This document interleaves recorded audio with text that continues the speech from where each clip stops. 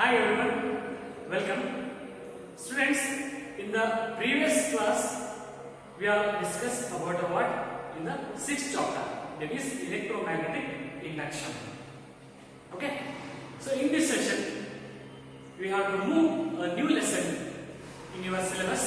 That is, in this class, we have to discuss that is alternating current. Students, up to you all just discussed about means you all studied about static charges and moving charges. ಅಂದ್ರೆ charges rest ಅಲ್ಲಿ ಇದ್ದಾಗ ಯಾವ ರೀತಿ behave ಮಾಡುತ್ತೆ ಮತ್ತೆ charge move ಆಗೋ time ಅಲ್ಲಿ ಯಾವ ರೀತಿ ಬಿಹೇವಿಯರ್ ಇರುತ್ತೆ ಅನ್ನೋದ್ರ ಬಗ್ಗೆ ತಿಳ್ಕೊಂಡಿದ್ವಿ. And also some magnetism and matter. But this lesson is very curiosity and is a very highly thinking power. Okay, so this concept, alternating current concept, is now we are using in a daily life. Means we are using electric main supply for many purposes, right? Even now electric main supply ante barutte. Electric main supply ನಾವು ನಮ್ಮ ಮನೆಯಲ್ಲಿ ಆಯಿತು, ಇನ್ನು ವಿವಿಧ ರೀತಿಯ ಬೇರೆ ಬೇರೆ ಪ್ರದೇಶದಲ್ಲಿ ನಾವು ವಿದ್ಯುತ್ ಶಕ್ತಿನ ಬಳಕೆ ಮಾಡ್ತೀವಿ. ಮೇನ್ ಸಪ್ಲೈ ಅಂತ ಹೇಳ್ತೀವಿ. For this electric main supply for using in a domestic ಅಂತಂದ್ರೆ ನಮ್ಮ ಮನೆ ಅಂತ ಹೇಳ್ತೀವಿ, ಗೃಹ ಅಂದ್ರೆ ನಮ್ಮ ಮನೆಯ ಒಂದು ವಾತಾವರಣದಲ್ಲಿ. So domestic. Next what in a industrial area, in a commercial area. So we use in a daily, every day, this what electric main supply we use many purposes. This electric supply used for many purposes. This supply is alternating in nature. ಅಂದ್ರೆ ಈ ಒಂದು ನಾವೇನು ಪ್ರತಿದಿನ ಮನೆಯಲ್ಲಾಯ್ತು, ಹೊರಗಡೆ ಶಾಲೆಯಲ್ಲಾಯಿತು, ಪ್ರಯೋಗಾಲಯ means ನಾವೊಂದು laboratory ಅಂತ ಹೇಳ್ತೀವಿ, ಲ್ಯಾಬೊರೇಟರಿ ಏರಿಯಾದಲ್ಲಾಯಿತು, ಇಂಡಸ್ಟ್ರಿಯಲ್ ಆಯಿತು.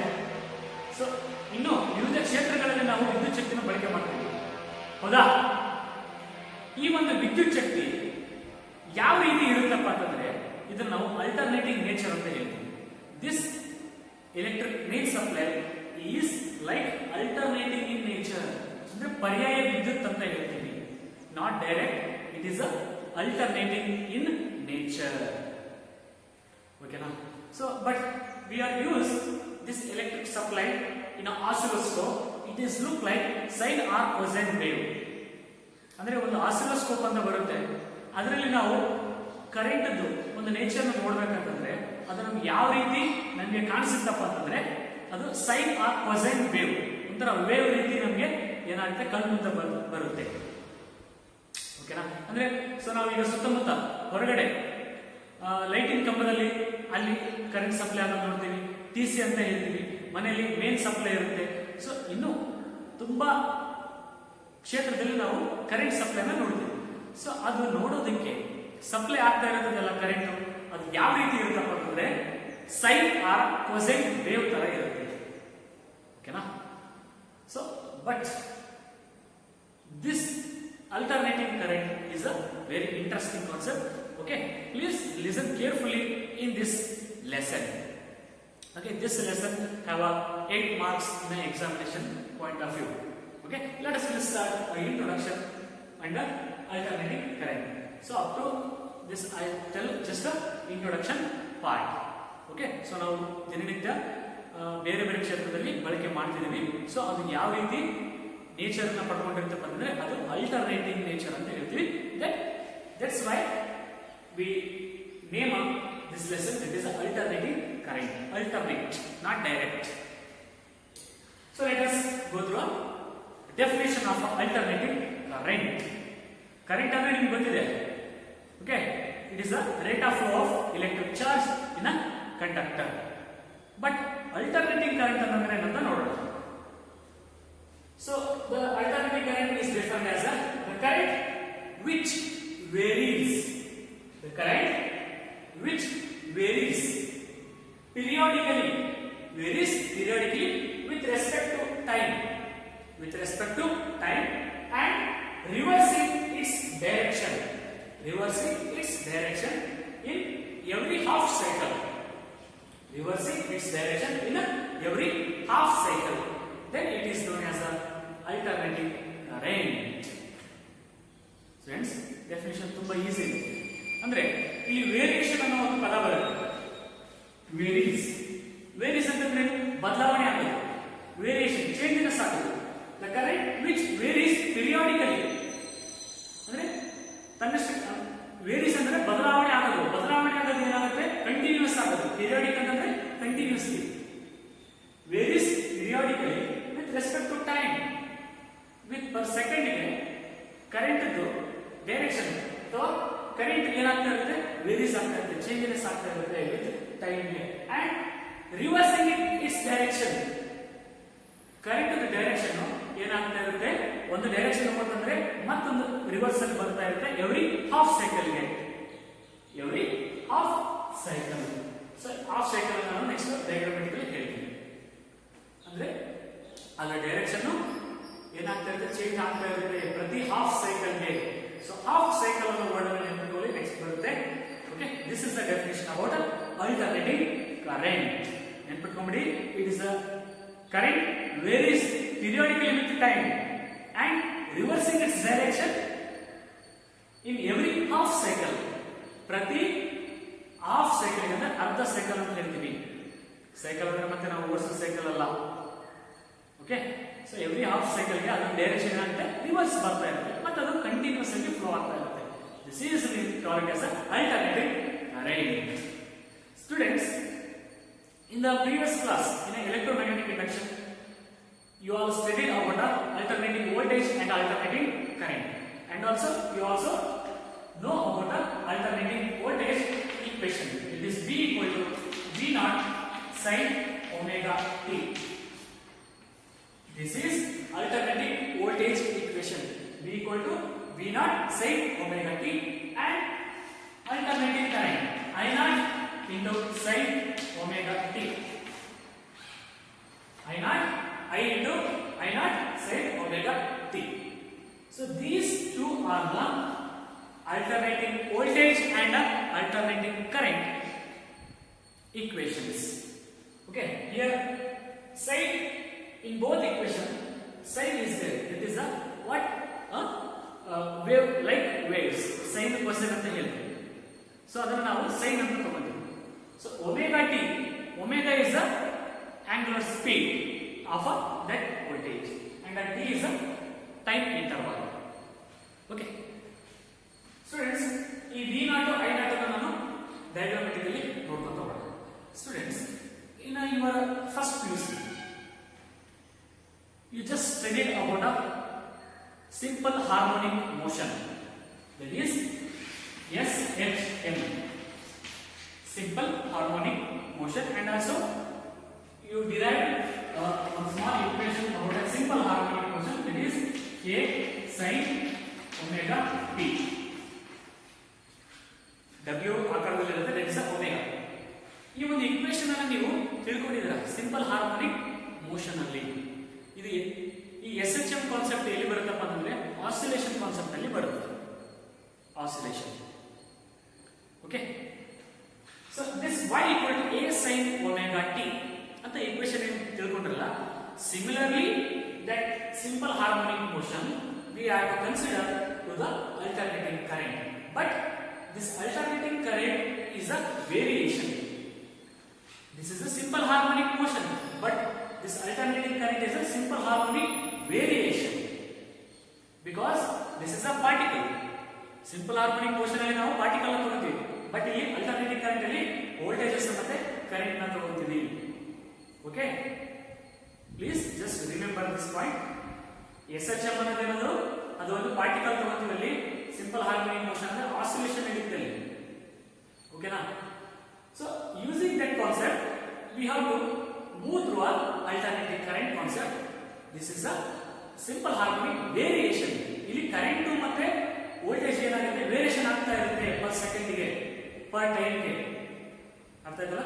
So let's we go through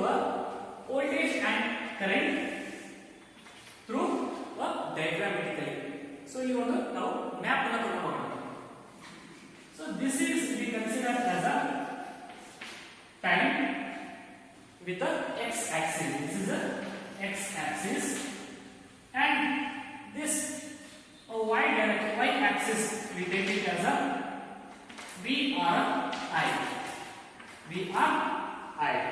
and this is the origin O.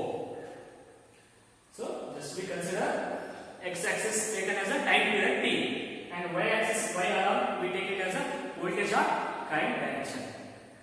Okay. Here there is a definition. What it tells? Current varies periodically. Current variation ಆಯಿತು ಅಂತಂದ್ರೆ ಅದ್ರ ಜೊತೆ ವೋಲ್ಟೇಜ್ ಕೂಡ ಏನಾಗ್ತಾ ಇರುತ್ತೆ, ವೇರಿಯೇಷನ್ ಆಗ್ತಾ ಇರುತ್ತೆ. So remember these two equation. This is alternating voltage equation. This is the alternating current equation. ಈ ಒಂದು alternating voltage ಮತ್ತೆ current ಅನ್ನು ನಾವು ಡಯಾಗ್ರಾಮ್ಯಾಟಿಕಲಿ ನೋಡಿದಾಗ ಯಾವ ರೀತಿ ಕಾಣಿಸುತ್ತೆ ಅಂದ್ರೆ, it is like this. ಒಂದು ಏನಂದ್ರೆ ವೇವ್ ತರ, ಮೌಂಟೇನ್ ತರ. ಓಕೆನಾ? So this